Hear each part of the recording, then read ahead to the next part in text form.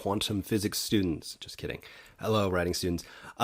So we are continuing with the cover letter. So in this video, we're going to start talking about preparation, and we'll start talking about those individual elements of the body text. So the intro paragraph, the body paragraph or paragraphs, and the conclusion. So now that we, in the previous video figured out kind of what a cover letter is, what it's supposed to do, let's actually, much like we did with the resume, let's figure out where to begin. And I would say that the nice thing is a lot of this is going to be similar.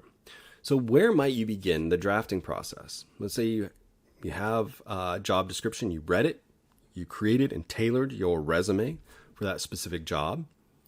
Where are you going to begin that process of drafting your cover letter? The University of Washington has, as part of the reading for this week, has information or suggestions that should sound pretty familiar. Read the job announcement carefully. So if you read it for the resume, go back and reread it. What are the most important qualifications being sought, and how can you best demonstrate that you have them? Now, the best way to demonstrate that you have a particular qualification might be just simply to list it. If it says high school graduation or GED required, you can just list that. But if it's a more in-depth skill, this is the place to expand on that. Try to put yourself in the prospective employer's position. What would you want to know about a candidate for this particular job? What information would be most important to you? So as part of that brainstorming process, it can help to just look at it, brainstorm, think out loud, talk into the voice app on your phone, and just say, okay, I think these are the most important qualifications. If I was hiring somebody for this job, here's what I would be looking for. And resist that temptation to just be like, I'm the perfect candidate. Why wouldn't they hire me?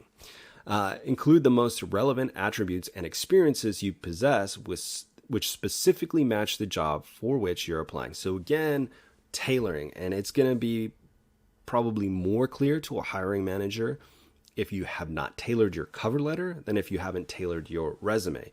You should still definitely tailor both, but this is a place where you should start right out of the gate saying, here's why I want to work for your company, right?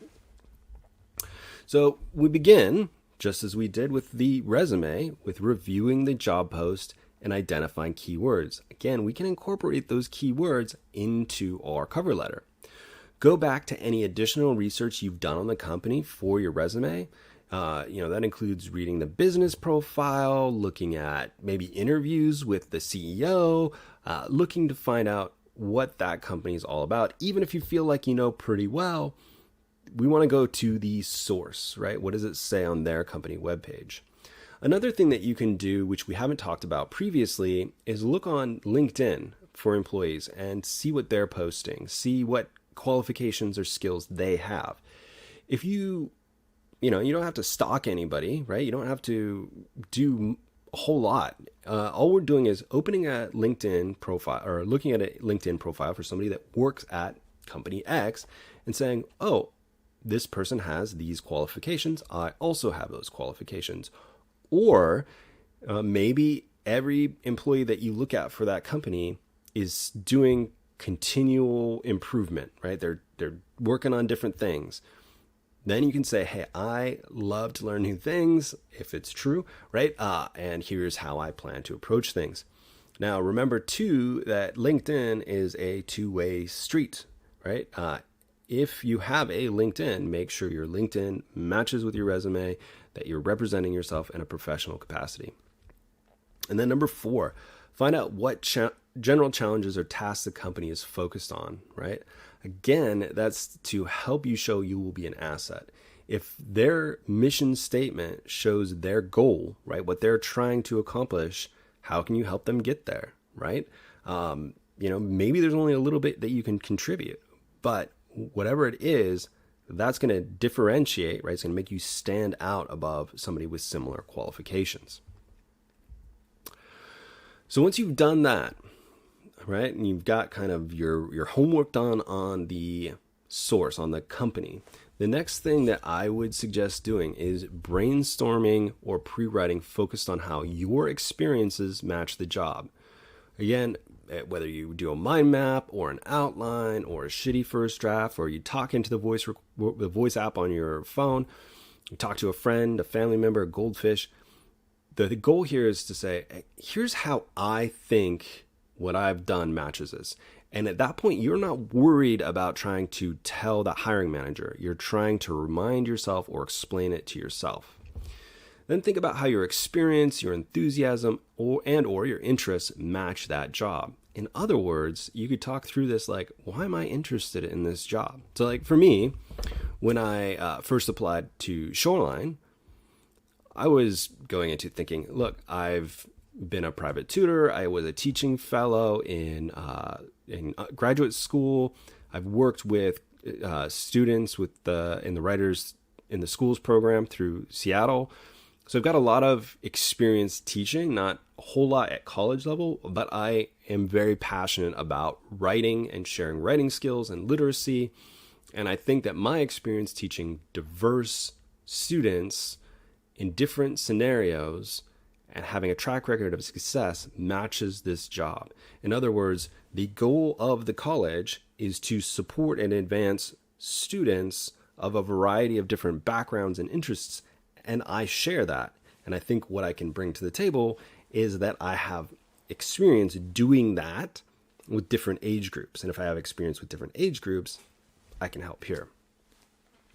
And then the next thing to think about is, what are 1 or 2 accomplishments that match the job posting? In other words, what are the main things you want to highlight? Is there a particular instance of success that you've had in the past that you can continue here? Now, one thing that I would do is think about those sort of standard job interview questions. And I don't know about you, but one that I've heard a lot is, tell me about a time that you faced a challenging situation and how you overcame or didn't overcome that. That is a good place to start, because that's going to lead us towards sort of an accomplishment. Or, tell us about your proudest moment working in this situation. Something like that. So you can go and you can Google like job interview questions, and that can be great for the brainstorming process as well. And that is very similar to the last bullet point, which is there a story that you can tell that will connect your experience to the job? Now, again, as we saw before, and as I've already mentioned, human beings love stories. We're sort of pre-programmed, hardwired to love stories. And it doesn't mean you have to tell a really long-winded anecdote, but you can tell a little bit of a story. And that is where you can help your personality come through, where they can actually kind of get to know you. Like, oh, who is this person? Like, I see that they've had these specific jobs and they have this, degree or certification, but what are they like? Do I want to work with them? Are they a happy, upbeat person? And just remember that there is a fine line with that storytelling, because it's still a professional situation. So we do want to kind of maintain, we do really want to maintain our awareness of who our audience is, right? So hiring manager, job that you really want, and they're reading through a lot of different cover letters. All right. So I'll go ahead and end there. If you have questions, comments, concerns, jokes, memes, or recipes, please let me know. Otherwise, I'll talk